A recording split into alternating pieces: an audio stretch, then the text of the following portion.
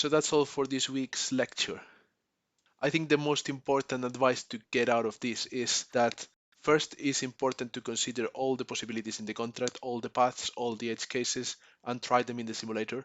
It's important to think like an adversary because not everybody is going to collaborate. Use a static analysis tool, especially the warnings one. Take advantage of explicit refunds and assertions if you can. And use reasonable timeouts, not too large that it feels like the contract is locking funds forever, and also not too short that people may not have a chance to participate on time. These are some suggestions for exercises for practicing what we learned this week.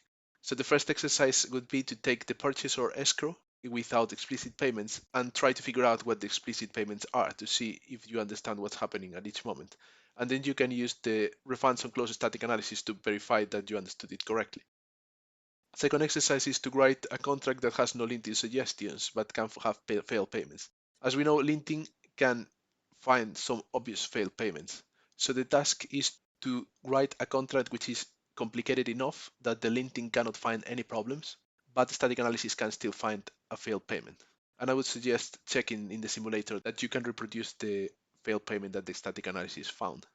The third exercise encourages you to try the assert construct and use it to ensure that your assumptions about how the contract works are true. For example, you can use the available money, like we did in the lecture, to check that the accounts have the money you expect them to have.